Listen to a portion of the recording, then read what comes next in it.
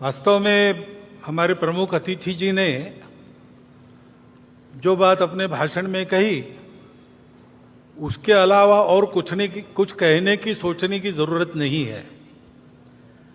वो अच्छे गायक भी है और अच्छे वक्ता भी है, ये आज पता चला है हमको। परंतु मुझे तो बोलना पड़ेगा। लिखित भाषण मेरा चला गया है मीडिया में, उसमें से बातें आएंगी, परंतु कुछ बातें आपके सामने यहां से रखना ये आवश्यक हो जाता है, इसलिए मैं रख रहा हूं। ये बात सही है और हम सब उसका अनुभव कर रहे हैं कि प्रतिवर्ष भारतीयों का गौरव दुनिया में बढ़ रहा है। दानवता पर मानवता की पूर्ण विजय का ये जो विजय पर्व अपना विजयादशमी है, इस वर्ष की विजयादशमी में भी हम ये अनुभव कर रहे हैं।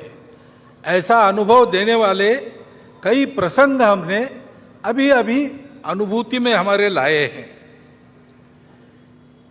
जैसे G20 की परिषद यहां पर हुई, वो तो प्रतिवर्ष होती है, लेकिन यहां पर हुई उसके एक विशेषता रही। उस परिषद में हमारे भारतीयों के आतिथ्य की बड़ी प्रशंसा हुई, उसका पहली बार उन्होंने अनुभव किया। हमारे विविधता की सजी संस्कृति का गौरव उन्होंने अनुभव किया।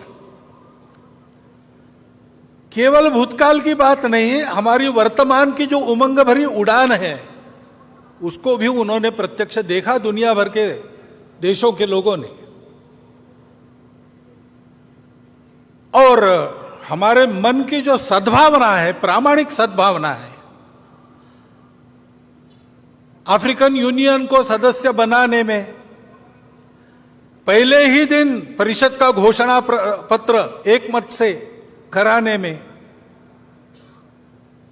और हमारी राजनीतिक कुशलता भी उन्होंने देखी, हमारी प्रामाणिक सद्भावना भी उन्होंने देखी। विशेषकर आर्थिक विषयों पर केंद्रित जो परिषद होती थी, उसमें पहली बार वसुधैव कुटुंबकम की बात कही गई। महिलाओं के उन्नति की, महिलाओं के नेतृत्व की बात कही गई, और वो मानव केंद्रित बात हो गई। उसमें करुणा के ग्लोबलाइजेशन की बात भी यहां जो C20 हुआ था वहां रखी गई थी। ऐसा एक प्रसंग हमको एक झलक देके गया कि हमारा स्थान आज दुनिया में क्या बना है। हमारे नेतृत्व के कारण भारत का एक विशिष्ट स्थान दुनिया के अग्रणी देशों में बन गया। इसको हमने अनुभव किया। ऐसा अभिनंदनीय कार्य हमारे सामने हुआ है। और केवल उसी इसमें नहीं, हमारे खिलाड़ी भी इस बार आशियाई खेल हुए। 100 से अधिक, इस भाषण को लिखते तक 107 पदक, 28 स्वर्ण, रौप्य पदक 38 और 41 कांस्य हमारे खिलाड़ियों ने जीते। हमारा देश सब क्षेत्रों में आगे बढ़ रहा है, ये हम देख रहे हैं। आर्थिक स्थिति भी हमारी, हम 5वें नंबर पर 10वें से ऊपर उठकर आ गए इकोनॉमी। डिजिटल टेक्नोलॉजी का हमने उपयोग किया गरीबों के कल्याण में, सारी योजनाएं नीचे तक पहुंची, उसके लाभ, ये सारी बातें हमने की। स्टार्टअप्स की क्रांति जैसे हो गई सभी क्षेत्रों में, केवल टेक्नोलॉजी में नहीं, कृषि हो, स्पेस हो, डिफेंस हो, सर्वत्र ये प्रगति भी हमने देखी है। और इसलिए हमको बड़ा आनंद लगता है कि हाँ, आगे बढ़ रहे हैं। और केवल भौतिक बातों में नहीं, राष्ट्र का पुरुषार्थ उस राष्ट्र की अपनी धरोहर के आधार पर अपने वैश्विक प्रयोजन के सिद्ध करने वाले आदर्शों के आधार पर होती है। उनको हम देखते, उनका अनुकरण करते, तब आगे बढ़ते। हमारे संविधान के पृष्ठ पर जिनका चित्र है वो हमारे राष्ट्रीय आदर्श भगवान राम, उनके बाल स्वरूप का रामलला का मंदिर अयोध्या में बनने जा रहा है। अपने मंदिर में रामलला प्रवेश करने वाले हैं 22 जनवरी को। यह प्रसंग हम देखने वाले हैं। उसमें सब लोग तो आ नहीं सकेंगे, सुरक्षा की बात रहेगी, वहां के व्यवस्थाओं की बात रहेगी। धीरे धीरे बाद में जाएंगे अपनी अपनी सुविधा से। परंतु उस दिन अपने सारे देश में हम अपने अपने जगह, अपने छोटे छोटे मंदिरों में ऐसा वातावरण बना सकते। भगवान राम धर्म की मर्यादा के प्रतीक है। समाज में सब लोगों को अपनाने वाले भगवान राम थे। भगवान राम करुणा के प्रतीक है। इन सब बातों को ध्यान में रखते हुए ऐसा आत्मीयता का, सर्वसमावेशकता का, समरसता का, प्रेम का, स्नेह का वातावरण, धार्मिकता का वातावरण सर्वदेश में बने, ऐसे छोटे छोटे कार्यक्रम अपने जगह पर तो हम कर ही सकते हैं। परंतु ये सारे प्रसंग भारत का एक अमृत काल देखने का सौभाग्य हम सबको मिला है। और इसलिए शताब्दियों की संकट परंपरा को पार हमने किया है और हम आगे बढ़ रहे हैं, ऐसा ध्यान में आता है। हमने सदाचार, अहिंसा की शिक्षा देने वाले भगवान महावीर जी का 2550वां वर्ष हम संपन्न कर रहे हैं। हिंदवी स्वराज्य के संस्थापक छत्रपति शिवाजी महाराज, इनका 350वां वर्ष हम संपन्न कर रहे। महर्षि दयानंद सरस्वती, जिन्होंने अंग्रेजों के गुलामी से मुक्त होने के लिए, योग्य बनने के लिए हमको फिर से अपने मूल की ओर खींचा और उसकी स्पष्ट और यथार्थ कल्पना दी। रूढ़ी कुरीतियों को बाजू रखकर वास्तविक अर्थ क्या है वो बताया। उनका 200वां वर्ष हम संपन्न कर रहे। ऐसे ही रानी दुर्गावती, भारतीय महिलाओं की शक्ति, उद्यम, साहस, धैर्य, बुद्धि, शक्ति, पराक्रम,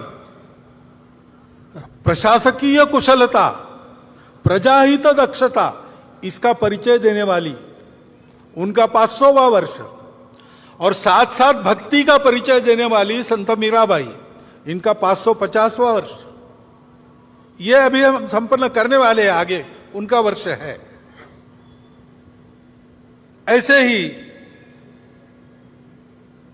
अपने राजनीतिक प्रशासन की कुशलता के साथ साथ, प्रजाहित दक्षता के साथ साथ, जो अपने जीवन को सामाजिक विषमता के निर्मूलन के लिए लगा चुके, ऐसे कोल्हापुर के छत्रपति शाहू महाराज का, उनका भी 150वां जयंती वर्ष हम मना रहे। अभी अभी हमने संपन्न किया, तमिलनाडु में एक संत हो गए, वल्ललार जी, श्री रामलिंगम वल्ललार जी। उन्होंने अपने जवानी से ही स्वतंत्रता की अलग समाज में जगाना प्रारंभ किया। उन्होंने कहा कि हमारे देश में जो दरिद्रता दिख रही, भूखे लोग दिख रहे, वो अंग्रेजों के गुलामी के प्रतीक है और उसका उपाय मैं करूंगा। तो उन्होंने पहले अन्नदान प्रारंभ किया।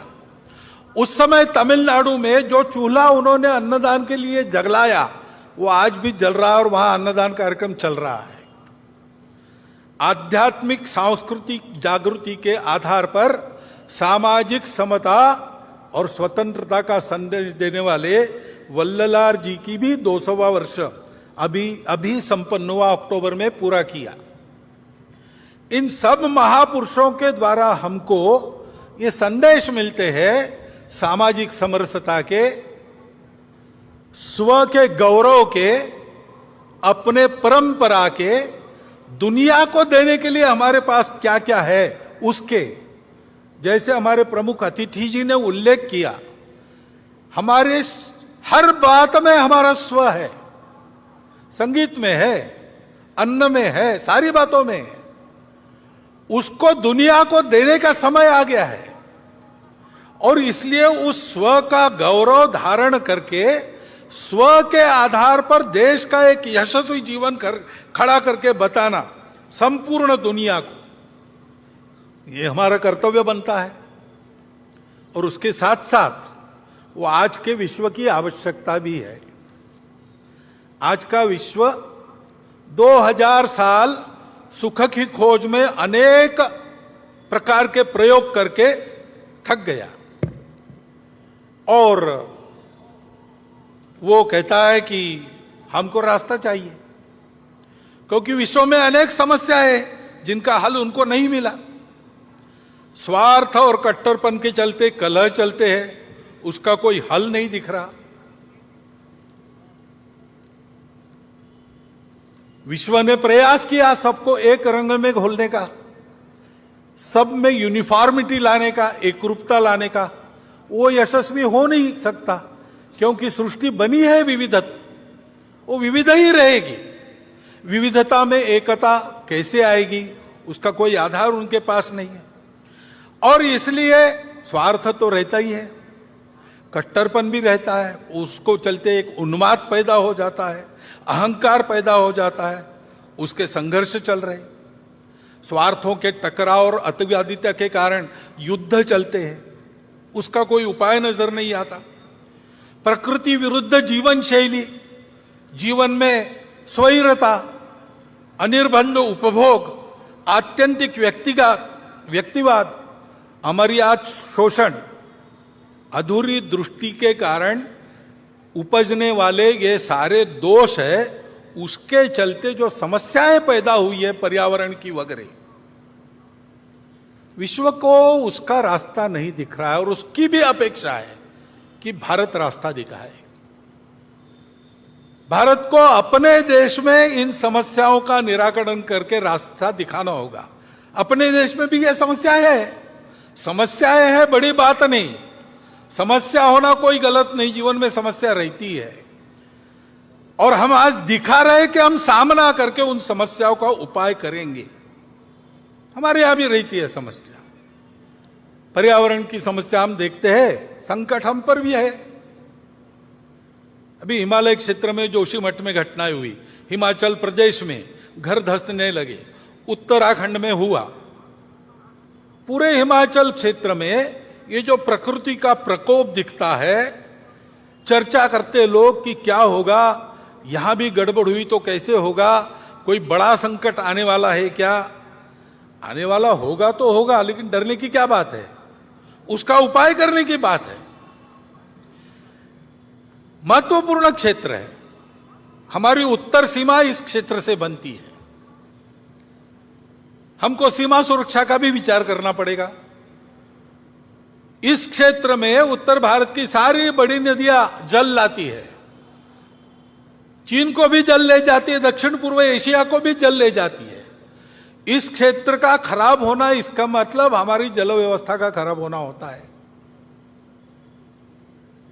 तो जल सुरक्षा का भी विचार करना पड़ेगा, पर्यावरणीय स्वास्थ्य का भी विचार करना पड़ेगा। उत्तर को हिमालय की दीवार खड़ी है, इसलिए हमारे यहां 6 ऋतु चलते हैं। वर्षा होती है मौसमी हवाओं के कारण, वो हवाएं वहां टकराती है, फिर से भारत में वापस आती है, जाते समय आते समय वर्षा होती है। इसमें अगर बदल हुआ तो पर्यावरण का संकट भी है और इसलिए दक्षिण पूर्व एशिया की दृष्टि से, भारत की सुरक्षा की दृष्टि से उस क्षेत्र में चीन दस्तक दे रहा है। जल सुरक्षा, पर्यावरणीय सुरक्षा, सीमा की सुरक्षा, कुल मिलाकर अपने देश के स्वास्थ्य के लिए उस हिमालय क्षेत्र का एक क्षेत्र के नाते अलग सा विचार करते हुए इसको कैसे करना, इसको हमको तय करना पड़ेगा। ये तो एक क्षेत्र विशेष की समस्या हो गई, परंतु कुल मिलाकर ही हम अगर देश की स्थिति देखते हैं तो देश आगे बढ़ रहा है, आत्मविश्वास बढ़ रहा है, आगे जाना है, लेकिन आगे जाते समय दुनिया को नया रास्ता दिखाना है अपने स्व के आधार पर। तो हम लोगों को दुनिया की नकल नहीं करनी है, हम लोगों को अपना रास्ता बनाना है। बाकी बातों का प्रयोग दुनिया ने कर लिया, हमको आज के समय में अपनी बातों के आधार पर एक यशस्वी प्रयोग दुनिया को देना है। देश का जीवन कैसे खड़ा किया जा सकता है स्व के आधार पर, और ये नहीं कि हम नहीं कर रहे, हम कर रहे। सरकारी नीतियों में भी ये प्रकट हो रहा है। नई अंग्रेजी में क्या, इनोवेटिव ऐसे उपाय करके अपना देश आगे बढ़ रहा है, नीतियां ऐसे चल रही है। लेकिन प्रशासन ने भी ऐसा चलना चाहिए। तो प्रशासन के दिमाग में यह बात चाहिए, वो पूरी है ऐसा लगता नहीं, उनको तैयार होना पड़ेगा। और शासन प्रशासन तो अपना काम कर ही लेंगे, परंतु समाज को भी करने की आवश्यकता है। समाज को भी अपने स्व का पूर्ण ज्ञान होना चाहिए। यह समझ में आना चाहिए कि हमारी सब बातों में हमारा स्व है, इसलिए हमारी कौन सी बातें काल सुसंगत है उनको रखना चाहिए। कौन सी ऐसी बातें दुनिया में चल रही जिससे हमको सीखना है, उसको हमको लेना है, परंतु देशानुकूल बनाकर लेना है। और कौन सी ऐसी बातें हैं जो हमारी अपनी है, वो समयानुकूल है कि नहीं, काल सुसंगत है कि नहीं, ये देखते हुए उनमें आवश्यक परिवर्तन करते हुए, जो काल बाह्य हो गई उनको छोड़ते हुए, हमको भी अपने आचरण को बदलकर आगे चलना चाहिए। क्योंकि संपूर्ण देश को आगे बढ़ना है तो शासन की स्व आधारित युगानुकूल नीति बन रही है, धीरे धीरे ही बनेगी। गलत नीति पर पोथी निष्ठता के कारण या भ्रामक कल्पनाओं के कारण इतना आगे चले गए थे, एकदम अबाउट टर्न नहीं हो सकता। ऐसे हम गए, अब धीरे धीरे मुड़ रहे, वो काम होगा, परंतु उसके साथ साथ हमको प्रशासन की तत्पर सुसंगत लोकाभिमुख कृति चाहिए। और हमारे लिए सबसे महत्वपूर्ण है समाज का मन वचन कर्म से सहयोग और समर्थन। इससे देश की स्थिति में परिवर्तन आएगा। आज की हालत में अपने मूल्यों पर हम खड़े होकर अगर परिवर्तन लाते हैं तो उससे दुनिया को नया रास्ता मिल जाएगा। अब ये हम करने लगे, लेकिन थोड़ा और एक बात का भी ध्यान रखना पड़ेगा। दुनिया में कुछ लोग हैं, भारत में भी कुछ लोग हैं जो नहीं चाहते कि भारत खड़ा हो, और इसलिए समाज में कैसे विभेद पैदा करना, समाज की सामूहिकता जो निर्माण हुई उसको कैसे तोड़ना, अलगाव और टकराव कैसे पैदा करना, ऐसा वो प्रयास करते हैं। अपनी असावधानी के कारण, अपने अविवेक और परस्पर अविश्वास के कारण हम भी कभी कभी उसमें फंस जाते और अप्रत्याशित उपद्रव खड़े हो जाते। क्योंकि भारत का उत्थान होगा तो कलह मिटेंगे, भारत का उत्थान होगा तो दुख जाएगा, शोषण जाएगा। इनके आधार पर अपने स्वार्थ का धंधा करने वाली दुनिया की और अंदर की जो ताकतें हैं, भारत बड़ा होने से उन पर मर्यादा आएगी, वो अपने खेल नहीं खेल सकेंगे। इसलिए इनका निरंतर विरोध चलता है। विरोध करने के लिए किसी विचारधारा का आवरण ये लोग ओढ़ लेते हैं, बड़ी चिकनी चुपड़ी बातें करते हैं, कोई बड़ा उद्देश्य, मन लुभावन उद्देश्य ऐसा घोषित करते कि हम इसके लिए काम कर रहे हैं, लेकिन उनका उद्देश्य दूसरा ही रहता है, अपना उल्लू सीधा करने का रहता है। और कोई भी हो, किसी भी विचारधारा का हो, वो खाटी संघ वाला हो या कम्युनिस्ट हो, अगर वो प्रामाणिक है, निस्वार्थ बुद्धि से काम कर रहा है, तो उनके लिए वो बाधा ही बनता है, ये जानकर ऐसे सब लोगों का वो विरोध करते हैं। अभी एक नया नाम उनका चलता है दुनिया में, कल्चरल मार्क्सिस्ट या वोक, यानी जगे हुए, वोकिज्म, ऐसे शब्द चलते हैं। नाम तो मार्क्स का लेते हैं, लेकिन 1920 में ही उन्होंने समझा